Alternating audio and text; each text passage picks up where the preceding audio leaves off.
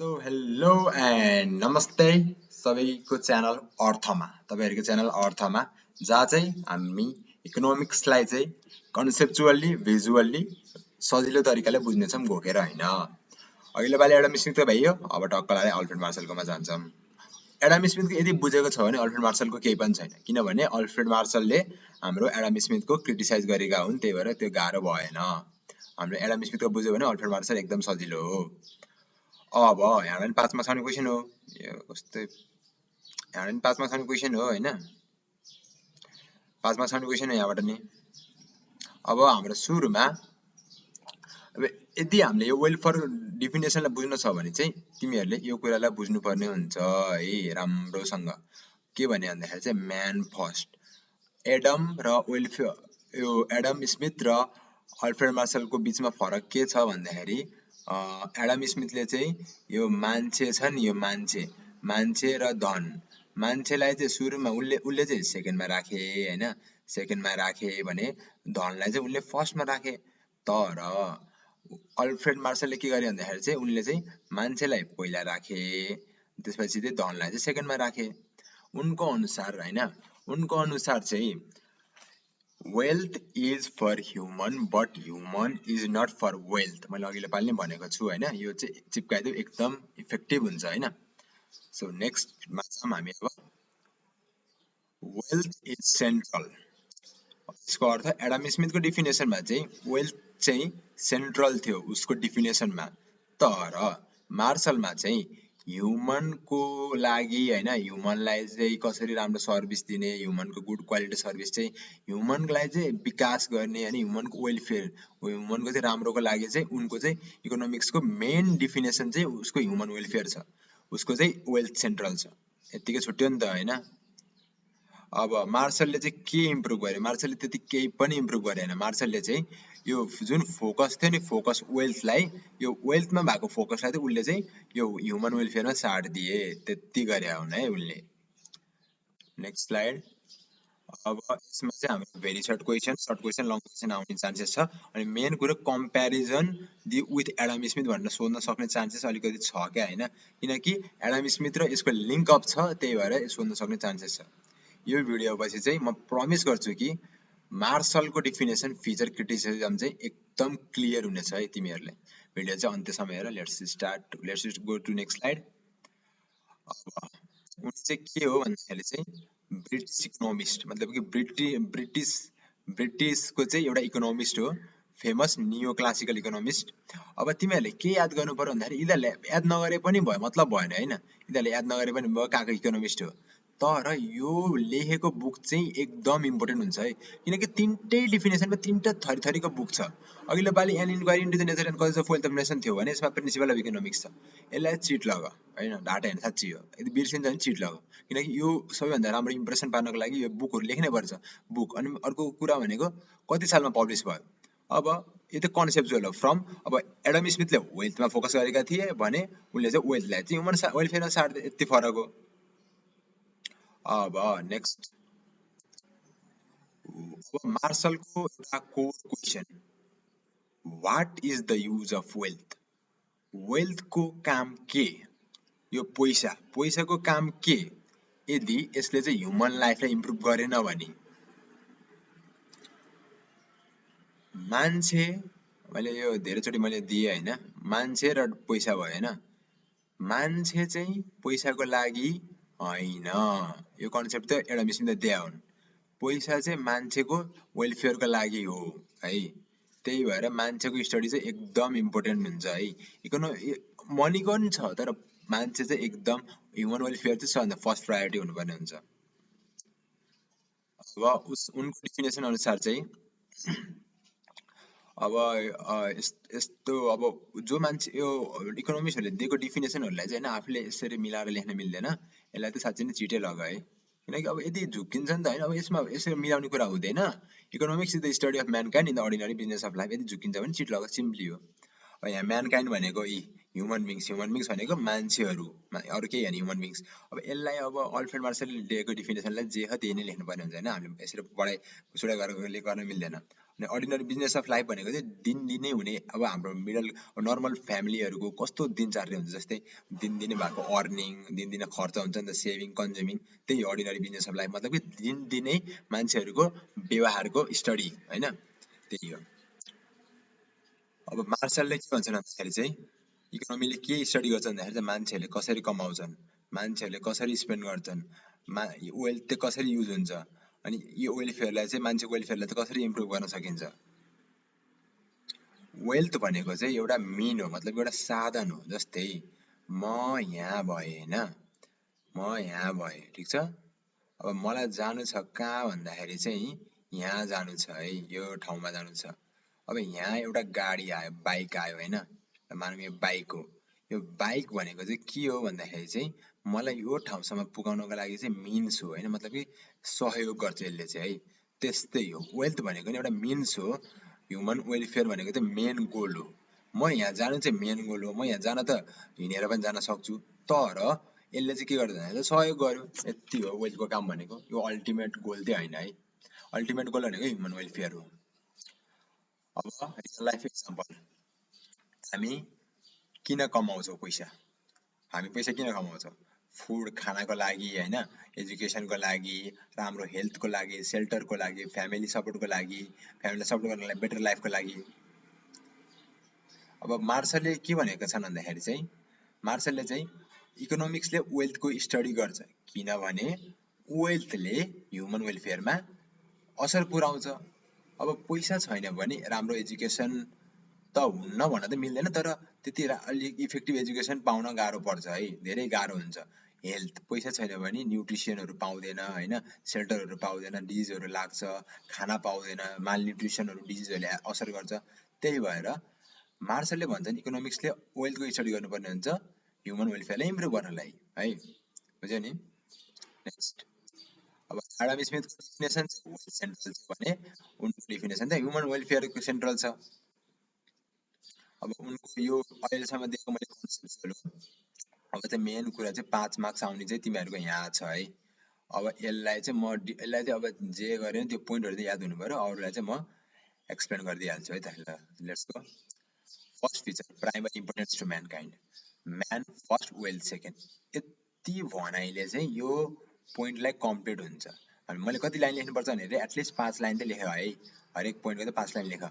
जस्तै एक्जाम्पलको रूपमा a school building is wealth एउटा विद्यालय बनाउनु भनेको वेल्थ हो भने रियल भ्यालु त्यसले रियल यसको रियल भ्यालु भनेको चाहिँ यसले प्रदान गर्ने एजुकेसन हो। म जस्तै अब अर्को एउटा हस्पिटल बनाउनु एउटा धन हो वेल्थ हो होइन हस्पिटल एउटा वेल्थ हो भने यसले यसले रियल भ्यालु प्रोभाइड गर्नु भनेको चाहिँ हेल्थ हो यसले प्रोभाइड गर्ने रियल भ्यालु भनेको चाहिँ हेल्थ हो। मतलब कि वेल्थ सेकेन्ड म्यान फर्स्ट मतलब कि वेल्थले चाहिँ म्यानको वेलफेयरलाई इम्प्रुभ गर्छ तर वेल्थ स्टडी गर्ने हो म्यानको वेलफेयरको लागि। अब एउटा ठिक अपोजिट के छ भन्दाखेरि चाहिँ एडम स्मिथले चाहिँ म्यानकाइन्डलाई पछि राखे सेकेन्ड प्रायोरिटीमा भने वेल्थलाई फर्स्ट प्रायोरिटीमा राखे। अब मार्सलले चाहिँ ट्याक्क उल्टो गरे म्यानकाइन्डलाई सुरुमा राखे वेल्थलाई सेकेन्डमा राखे। अर्डिनरी बिजनेस अफ मतलब कि दिनदिनै हुने अब अर्निङ स्पेन्डिङ सेभिङ कन्ज्युमिङ मतलब कि फार्मरहरूले भेजिटेबल कमाएका ग्रो गरेका छन् टिचरले स्यालेरी कमाए होइन स्टुडेन्टले किताबहरू किने फ्यामिलीले मन्थली बजेट छुट्याए मतलब कि यो daily ordinary business of life भनेको चाहिँ दिनदिनै हुने खर्चहरूको बारेमा चाहिँ अध्ययन गर्छ भन्नु खोजेको क्या। जस्तै अब दिनदिनै हुने आम्दानी होइन टिचरहरूको स्यालेरी भइहाल्यो अब स्टुडेन्टहरू दिनदिनै गर्ने डेली खर्चहरू सेभिङ गर्ने होइन अनि कन्ज्युमिङ। अब उनको अनुसार चाहिँ इकोनोमिक्स भनेको चाहिँ केवल ब्याङ्कहरू होइन एउटा यस्तो ब्याङ्कहरूमा मात्रै हुने कुरा होइन यो भनेको चाहिँ डेली लाइफमा जस्तै यहाँ भन्यो नि त डेली लाइफमा फार्मरले भेजिटेबल ग्रो गर्छ टिचरले स्यालेरी पाउँछ स्टुडेन्टले किताब किन्छ त्यहाँ पनि इकोनोमिक्स छ फ्यामिलीले मन्थली बजेट छुट्याउँछ त्यो पनि इकोनोमिक्स भइहाल्यो। अर्डिनरी बिजनेस अफ लाइफ कुनै ब्याङ्कहरू स्पेसियल फर्मल जग्गा मात्र ठाउँमा मात्र होइन ordinary business of life material welfare.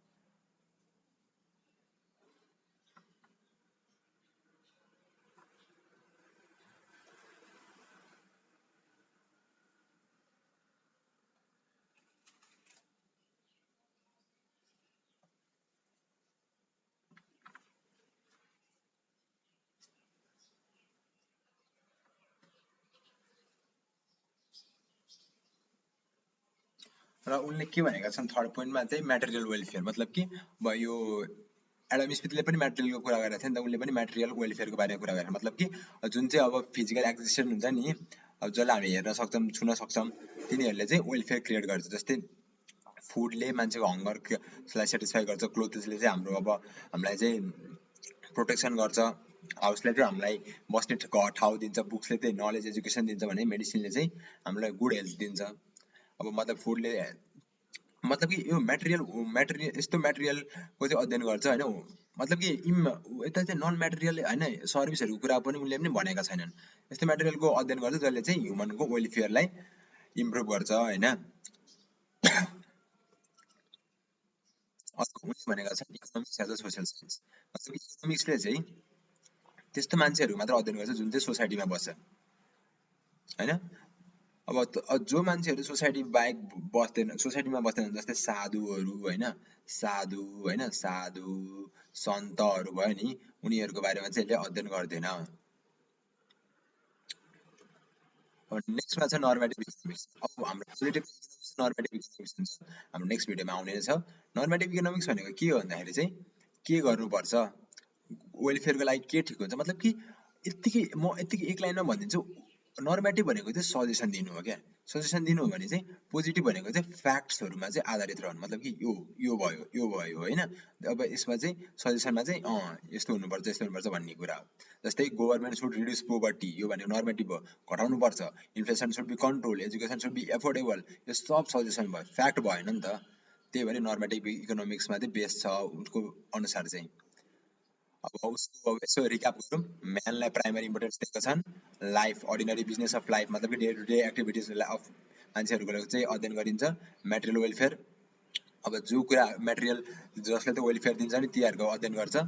Social science, मतलब कि सोसाइटीमा बसेको मान्छेहरूको मात्र अध्ययन गर्छ। र नर्मेटिभ साइन्स मतलब कि सजेसनतिर ध्यान दिन्छ। क्रिटिकल्ली सोचौँ, मार्सलले एडम स्मिथको डिफिनेसनलाई इम्प्रुभ गरे, तर उनको डिफिनेसन पनि पर्फेक्ट थिएन। यसलाई चाहिँ हामीले भन्छौँ क्रिटिसिजम। अब क्रिटिसिजम यिनीहरू छ, अब हामी यिनीहरूलाई एक्सप्लेन गर्छौँ। यिनीहरूलाई चाहिँ तिमीहरूले टक्कलाई याद गर्नु पर्यो कि चिट लगाउनु पर्यो है। क्लासिफिकेटरी नेचर, मतलब कि उनले धेरै क्लासिफाई गरेका छन्। कसरी भन्दाखेरि यसरी गरेका छन्, मतलब कि म्याटेरियल गुड र non material good, ordinary man र एक्स्ट्रा अर्डिनरी म्यान, वेलफेयर र नन वेलफेयर, उनले धेरै नै क्लासिफाई गरेका छन्। मतलब कि म्याटेरियल वेलफेयर भनेको जस्तै अब म्याटेरियल कुराहरू जसले चाहिँ हामीलाई छुन मिल्छ होइन, फिजिकल एक्जिस्टेन्स हुन्छ, तिनीहरूले प्रोभाइड गर्ने वेलफेयर चाहिँ म्याटेरियल वेलफेयर भयो। नन म्याटेरियल भनेको सर्भिसहरू भयो। अब अर्डिनरी म्यान,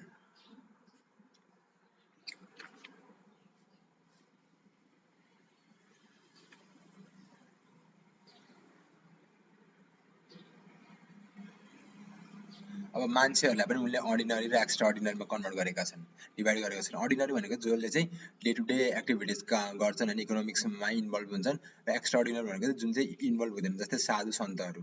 वेलफेयर नन वेलफेयरमा यसरी डिभाइड गरेका छन्। अब रियल लाइफमा चाहिँ होइन, हामीले यसरी सजिलोसँग क्लासिफाई गर्न सकिन्छ। जस्तै teaching, music, medical advice and online class, यिनीहरू चाहिँ म्याटेरियल होइन, तर तिनीहरूले पनि वेलफेयर क्रिएट गर्छन्। त्यही भएर चाहिँ उसले चाहिँ धेरै नै क्लासिफाई गरे क्या, मतलब त्यही भएर हामीले के भन्दाखेरि चाहिँ क्लासिफिकेटरी नेचर।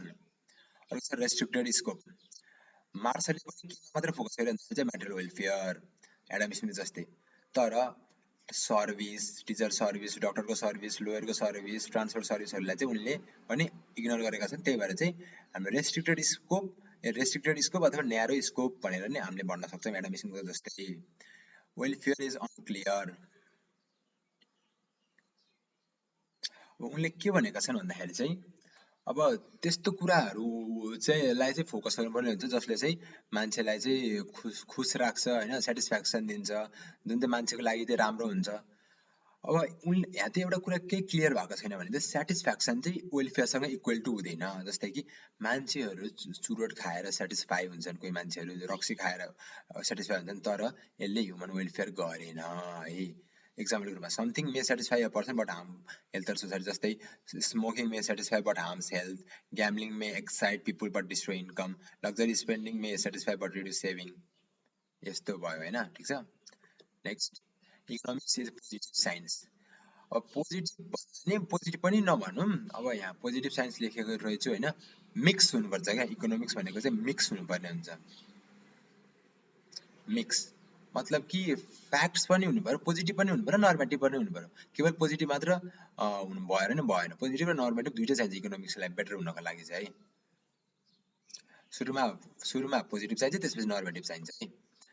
अर्को छ इकोनोमिक्स इज ह्युमन साइन्स। उसले भने कि यो सोसाइटी छ, यहाँभित्र जति मान्छे बस्यो यिनीहरूको मात्र अध्ययन गर्छ। तर यो सोसाइटीमा नबस्ने मान्छे जस्तै साधु सन्तहरू, यिनीहरूले के हुन्छ भन्दाखेरि चाहिँ यिनीहरूले पनि इकोनोमिक प्रब्लम फेस गरेको हुन्छ, तर यिनीहरूलाई स्टडी गरिन्न अरे। त्यही भएर इकोनोमिक्स चाहिँ सोसल साइन्स नभएर ह्युमन साइन्स। यिनीहरूले पनि ऊ के भन्छ अरे स्कार्सिटीहरू फेस गरेका हुन्छन्, त्यही भएर इकोनोमिक्स चाहिँ ह्युमन साइन्स हुनुपर्छ, सोसल साइन्स होइन। अब सरसर्ती हेरौँ, क्लासिफाई भनेको धेरै नै क्लासिफाई गर्छ, जस्तै extraordinary, ordinary, material, non material होइन भनेर उनले एक्सप्लेन गरे। अब स्कोप मतलब कि अब न्यारो स्कोप मतलब कि मेटेरियलमा मात्रै ध्यान दिएका छन्, वेलफेयर नट क्लियर, मतलब कि उनले चाहिँ मान्छेलाई सेटिस्फ्याक्सन गर्ने कुराहरूलाई चाहिँ वेलफेयर भनेका छन्, र सबै सेटिस्फ्याक्सन गर्ने कुरा चाहिँ वेलफेयर हुन सक्दैन। पोजिटिभ मात्र भनेको छ, नर्मेटिभ पनि हुनुपर्ने हुन्छ है। यसरी नर्मेटिभ भनेको छ पोजिटिभ र नर्मेटिभ बोथ हुनुपर्ने हुन्छ, नर्मेटिभ पनि हुनुपर्ने हुन्छ। अर्को भनेको human science, individual social science मात्र होइन। सो अब एडम स्मिथ र अल्फ्रेडको चाहिँ यस्तो डिफरेन्स बिट्विन है। एडमको डिफिनेसन वेल्थ डिफिनेसन थियो, वेल्थ रिलेटेड थियो भने उनको डिफिनेसन चाहिँ वेलफेयर, मान्छेको वेलफेयर डिफिनेसन रिलेटेड छ। यति एउटा कुरा सम्झिने क्या, मान्छे छ यहाँ पैसा छ, एडम स्मिथले चाहिँ पैसालाई सुरुमा राखे र अल्फ्रेड मार्सलले चाहिँ मान्छेलाई सुरुमा राखे है, त्यति सम्झिनु पर्ने हुन्छ। अब उनले चाहिँ यहाँ भनेका छन् इकोनोमिक म्यान मतलब कि एउटा यस्तो मान्छे जो चाहिँ केवल धनको पछाडि मात्र भाग्छ भनेका छन् भने उनले चाहिँ अर्डिनरी ह्युमन बिङ मतलब कि अब हामी जस्तै दिनदिनै हुने होइन कार्यहरू, कुनै ब्याङ्क स्पेसल फर्मल ठाउँमा मात्र होइन क्या, दिनमा के हुन्छ भन्दाखेरि मान्छेले खर्च गर्छ, आम्दानी हुन्छ, मान्छेको दिनचर्याको बारेमा चाहिँ अध्ययन गर्छ भनेका छन्। उनले धनलाई सुरुमा राखेछन्, उनले चाहिँ मान्छेलाई सुरुमा राखेछन्। उनले भनेका छन् क्रिएसन अफ वेल्थ, इकोनोमिक्स भनेको चाहिँ धनको क्रिएसन गर्नु भने उनले के भनेका छन् भन्दाखेरि चाहिँ त्यो धनलाई युज गर्नु मान्छेलाई वेलफेयर प्रदान गर्नको लागि। अब सिमिल्यारिटिज पनि छ है उनीहरूको, जस्तै हुन त वेलफेयर अफ म्यानकाइन्ड, मेटेरियल वेलफेयर, मान्छेहरूको चाहिँ मान्छेहरूको वेलफेयरको लागि चाहिँ दुईटा डिफिनेसनहरू लागेको हो होइन, अनि दुईटा डिफिनेसन चाहिँ मेटेरियल वेलफेयरमा छ है। अब डिफरेन्स बिट्विन भर्खर कुरा गरियो होइन, अब हुगेबोलको डिफिनेसन अफ इकोनोमिक्समा ऊ भइहाल्यो एउटा अल्फ्रेड मार्सल, उनको डिफिनेसन चाहिँ के रिलेटेड छ भन्दाखेरि चाहिँ अब सो ह्युमन वेलफेयर। अब उसको बुकको नाम लेखिदिने टक्क लगाएर, प्रिन्सिपल अफ इकोनोमिक्स, कतिमा पब्लिस भयो। मेटेरियल वेलफेयर भनेको के भन्दाखेरि जहाँ चाहिँ मान्छेहरू, जहाँ चाहिँ पैसालाई युज गरिन्छ, पैसाको बारेमा अध्ययन गरिन्छ मान्छेलाई ह्युमनलाई मेटेरियल वेलफेयर दिनको लागि होइन। अब उनको डिफिनेसन चाहिँ पोजिटिभ होइन, नर्मेटिभ थियो। अब अल्फ्रेड मार्सल यिनीहरू सर्ट क्वेसनहरू होइन, टकटक अघि भर्खर फिचरहरू हेरियो होइन, क्रिटिसिजम हेर्नु त्यही हेर्ने हो, लङ क्वेसन पनि त्यही क्रिटिसिजम आउने हो। अब त्यही हो लेख्ने तरिका भनेको चाहिँ 5 लाइन जति टक्क लगाएर एक्सप्लेन गर्नुपर्ने हुन्छ, त्यसपछि सरसर्ती फिचरहरू लेख्ने है। अब त्यही हो है। नेक्स्ट भिडियोमा चाहिँ हामी लियोनार्डो रोबिन्सलाई हेर्नेछौँ, तबसम्म चाहिँ सब्सक्राइब गरेर राख्नु होला। भेट्यौँ नेक्स्ट भिडियो, बाई बाई।